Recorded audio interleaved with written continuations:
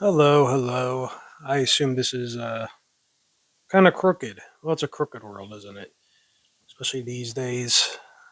I live in the United States, and it's dissolving at this moment into a combination of fire and ice. Depends on where you live. It doesn't seem to have any kind of middle ground right now. It's just either this or that. And right now, I am in the ice part, and maybe you can't hear it from here. Outside those big, big beautiful windows there that you can see right out of there. It's amazing. You can just look right through them, and even when they're kind of dirty, you can see straight out there, and it's nice. And it's so nice. It still looks like it looks like I painted over them with white paint, but I didn't. It's very nice out. Um, it's very cold. It's keeping the very very cold icy wind out, and I know it's winter. I don't need anyone to tell me that it's winter, and but it's about 15 degrees below normal for this time of year. And with the wind blowing 20 to 30 miles per hour, it feels like two, maybe three. Just cuts right through you. But in this room, it's just kind of cold instead of extremely cold. So I thought I would read some really, really, really old public domain poetry. I mean, we're talking like 17th century type stuff. My cup of black iced coffee here. I drink it out of a glass. It says Budweiser on it for some reason, but I don't like beer coffee. It's not anything I would recommend drinking. I can't think of anything more disgusting than carbonated coffee. What are people thinking if they're going to come up with something like that? If you do come up with it, I want a patent. There might be an art. There might be a market for that. If there is, I want a piece of that action. Anybody could use some more money. If you saw the state of my clothes right now, oh my goodness me. Anyway, the author is Richard Lovelace, and I did not come across many poems by Richard Lovelace, which is a very romantic name. If I was a candidate on like I'm dating myself. I mean, I date myself every night. I sleep with myself every night. It's a strange relationship. But if I was, dating myself in terms of, a calendar, um, Love Connection. If I was on Love Connection, I would volunteer to have my name changed to Richard Lovelace, and I think it would go over very well until I started answering the questions, and it would not go over too well after that. It's like if I can't even do that. I'm not going to do that. That was somebody's joke. I'm not going to do somebody else's jokes because I can't do them justice. Anyway, I can't remember. I'll look it up on this channel then. Not my channel. Look it up on his website if you want to know what the Love Connection was like. Let me try to remember a good love connection type question. What would your ideal first date be? That kind of thing. What would I come up with? Well, let's see. Drive around listening to music. Maybe I'll play an instrument while driving around listening to music with you. What else? Food at a diner. What else? What else? We're driving around listening to music. Talking, driving around listening to music. Maybe on like a second or third date we would actually go to someplace interesting. Oh, a walk in the nature trail. I've done that on the first date. She didn't mind that. That was nice. And I had a wrap with her. I can't remember what was in it. I think it was chicken. And I mean we spent the whole day together. It wasn't like a night thing. She had the day off. I had the day off. And just a little peck on the cheek when it was over, and that was it. And the next date was I don't know, about the same thing. No big deal. No pressure. That's probably not going to win me over as a Richard Lovelace type name on the Love Connection, but to each their own. I always said that if a woman shared a third of the musical interests that I have, then I'll marry her. But I already mentioned Sun Ra. I already mentioned like a progressive jazz like John Coltrane, and there's no one I've ever met was into that of the opposite sex. That's a bridge too far. I mean, I've had like lady friends, but they weren't they weren't really into me, and I wasn't really into them. It was like a brother sister kind of dynamic. I mean, we wouldn't even kind of like hug. We just kind of like, yeah, hi, how are you? I mean, it was like when COVID was happening, you just didn't want to make kind of like physical contact, even with loved ones. You were just kind of like, hi, how are you? Just sort of nod at them. I mean, it doesn't mean you don't like the person. It just means you just kind of, you just don't like, it's yeah. We don't have to, we can make eye contact. That's close enough. Like, we can look at Bogey over there. He's going to make eye contact with the camera here and never stop looking.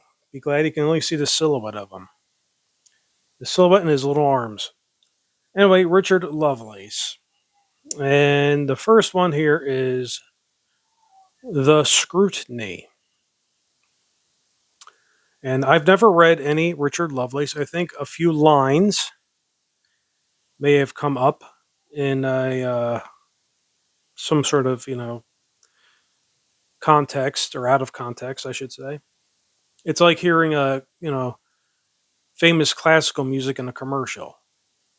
I remember there was like a paper towel commercial where they had classical music, and it was my introduction to classical music. It was just this cheap little commercial with paper towels in it.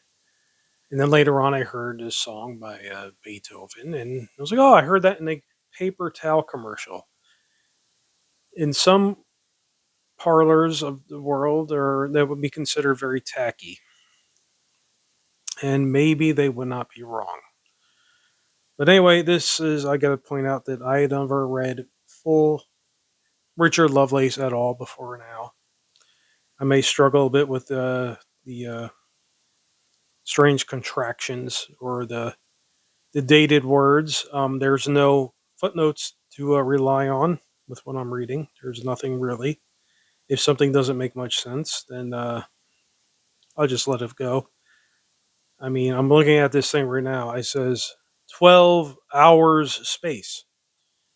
Hours with an E.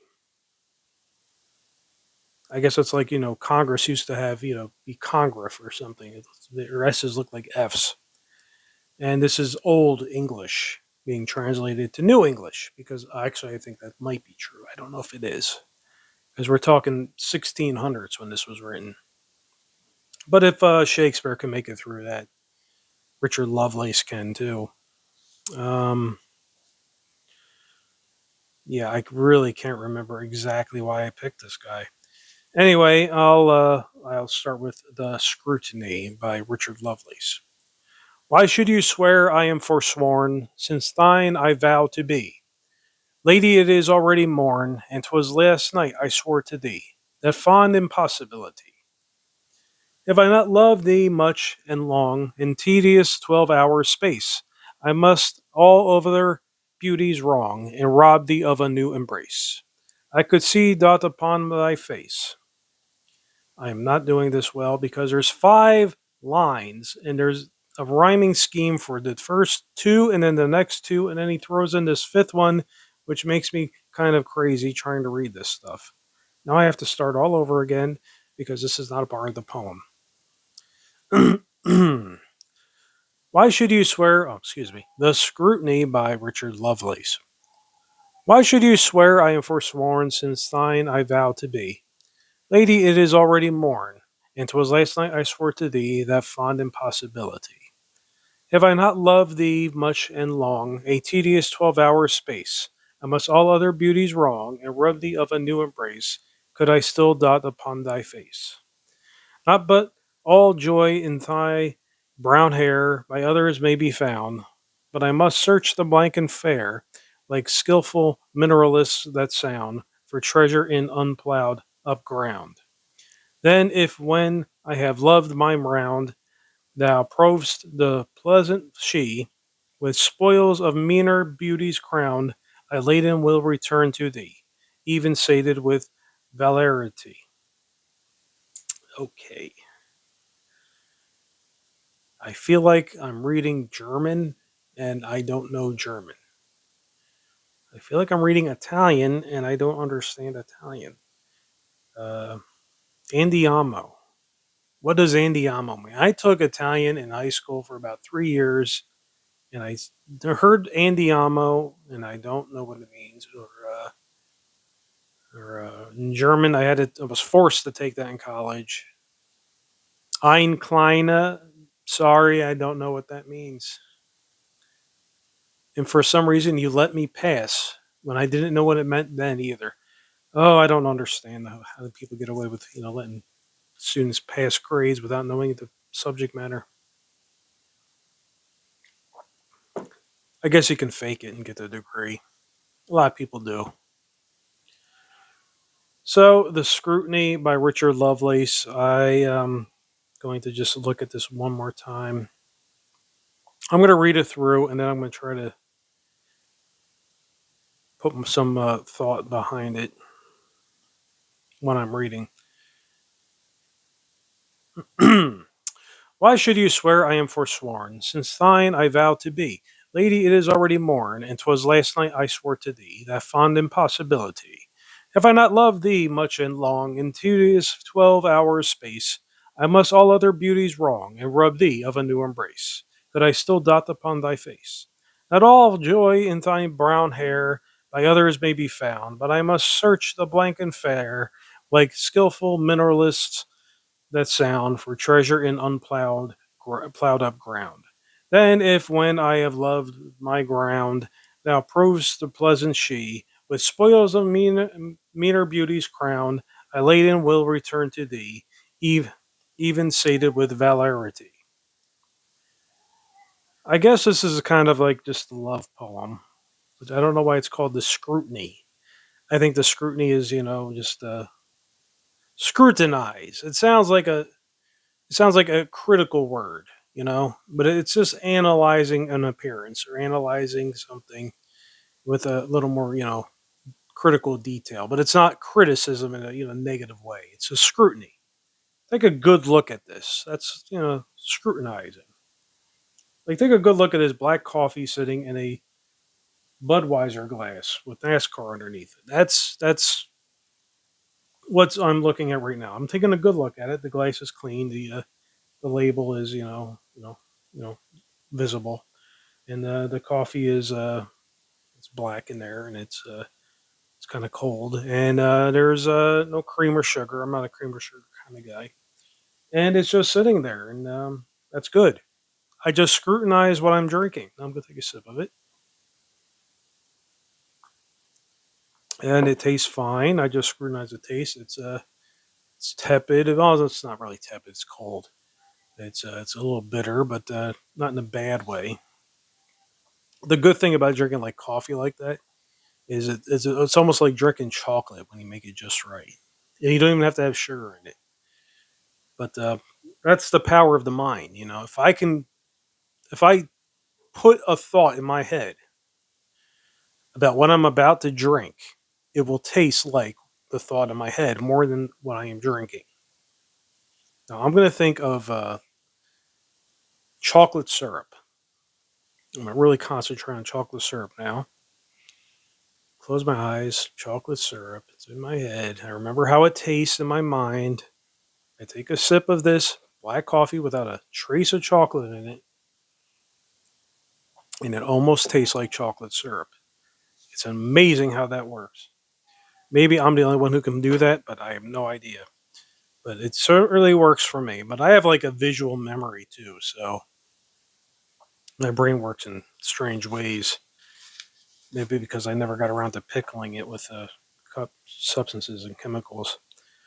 So, to Lucasta, Going to the Wars by Richard Lovelace. Now, one of these poems is going to have parts of it that I have heard before. But I haven't gotten to that yet, which is why I think I picked this author. But to Lucasta, Going to the Wars doesn't look like one of those poems. But I'm going to read it. It's got the three little stanzas, verses, one of those things. Whatever. 4 lines. He doesn't do the 5 line thing again, which was kind of cruel in the scrutiny. I'll scrutinize that poem. You did a line too many, Rich. You got to do better than that. Or wherever he is. He did fine. Here the guy's been dead since like 1702, and I'm reading his poetry in 2025. He's doing fine. He's doing fine. I mean, in a million years, it would be like none of this stuff ever existed, but still. To Lucasta, Going to the Wars by Richard Lovelace. Tell me not, sweet, I am unkind, that from the nunnery of thy chaste breast quiet mind to war in arms I fly. True, a new mistress now I chase, the first foe in the field, and with a stronger faith embrace, a sword, a horse, a shield. Yet this inconsistency is such as you too shall adore. I cannot love thee, dear, so much. Loved I not honor more. Hmm. Well, I read that and I put the Doors song "Love Me 2 Times" in my head. And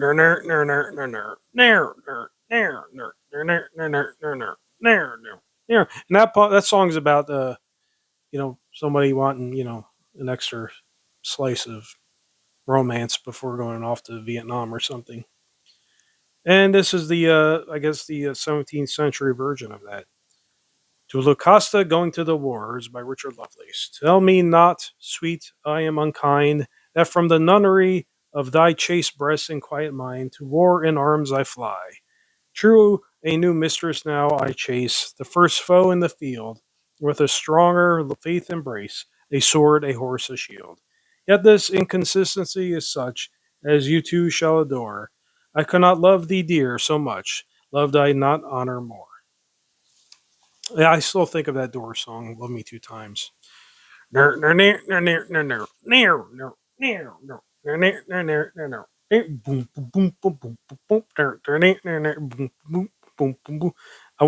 to hammer the table to get the bass part down, but I don't want to like screw up the microphone and the camera.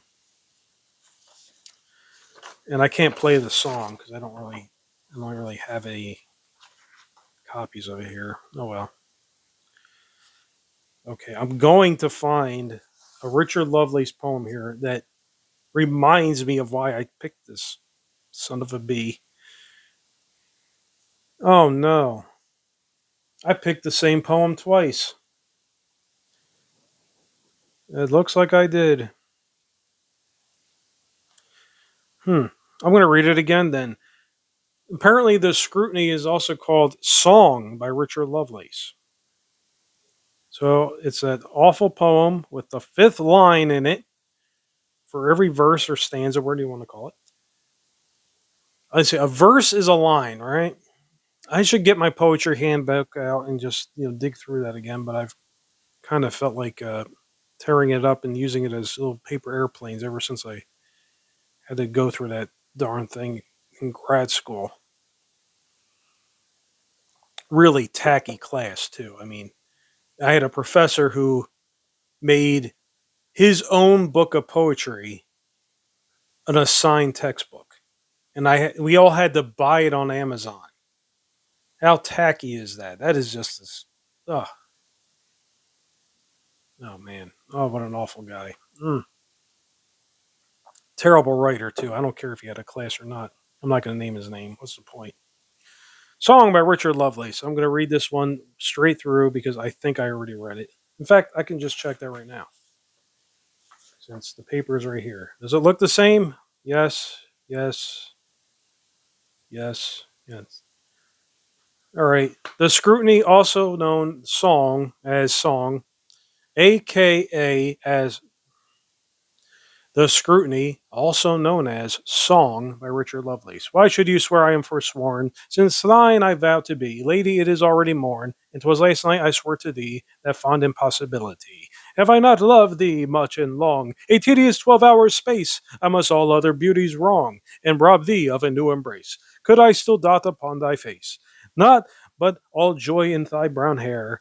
By others I may be found, but I must search the black and fair like skillful mineralists that sound for treasure in unplowed up ground. Then, if when I have loved my round, thou provest the pleasant she, what's with spoils of meaner beauties crown, I laden will return to thee, even sated with verity. Oh, lordy. Richard Lovelace. I still haven't figured out why I picked this guy yet. 20 minutes in. Why am I even recording this? It's giving me a headache.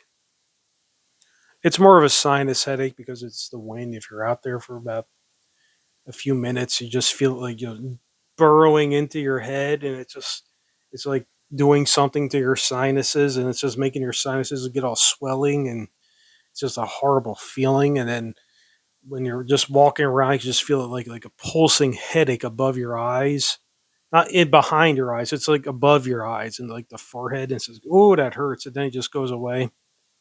The wind causes that. This bitter cold wind. And I've had bad jobs where I had to be out there in this and just standing cold for 9 hours.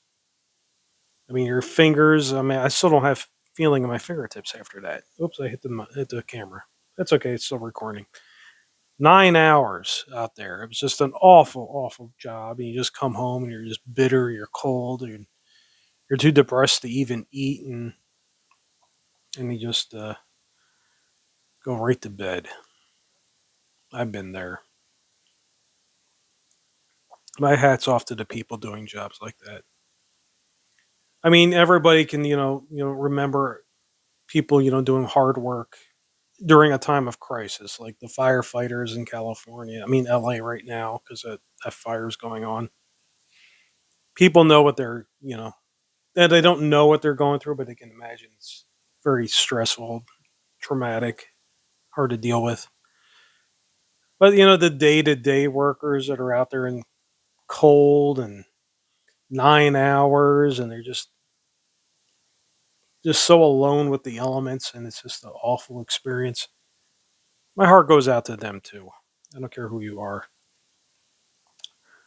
This must be the poem for the reason I chose Richard Lovelace, because I haven't come across it yet of the two that I've picked. Actually, I thought I picked four, but I found out I only had three, and I just read two of them.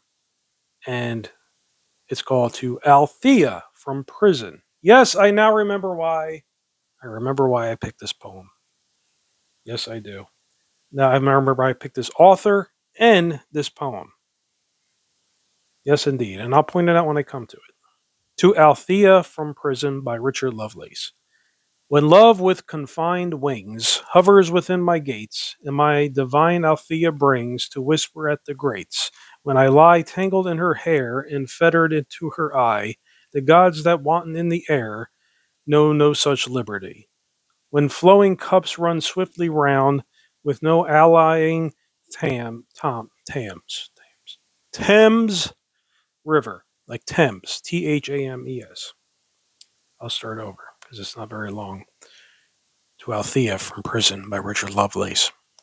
What love with unconfined wings hovers within my gates, and my divine Althea brings to whisper at the grates, when I lie tangled in her hair and fettered to her eye, the gods that wanton in the air know no such liberty. When flowing cups run swiftly round with no allying Thames, our careless heads with roses bound, our hearts with loyal flames. When thirsty grief in wine we steep, when healths and droughts go free, fishes that tipple in the deep know no such liberty. When, like committed linnets, I with shriller throat shall sing, the sweetness, mercy, majesty and glories of my King. When I shall voice about how good he is, how great should be, enlarged winds that curled the flood, no, no such liberty. Stone walls do not a prison make, nor iron bars a cage. Minds innocent and quiet take, that for an hermitage, if I have freedom in my love, and in my soul am free, angels alone that soar above enjoy such liberty. Now that's a powerful last one. Last stanza, verse, one of those two. I'm going to have to look it up sometimes. You get the line, verse, chorus. There's no chorus in this. I know that. That's something that repeats. But that last one is the reason I picked Richard Lovelace. Angels alone that soar above, specifically. I'm going to read this a little more with a little more confidence. Confidence, Sit up. Think tall. I'm tall. Not physically, but mentally, I'm very tall right now. I'm thinking tall. Confidence. Dramatic. Yeah. Yeah, okay.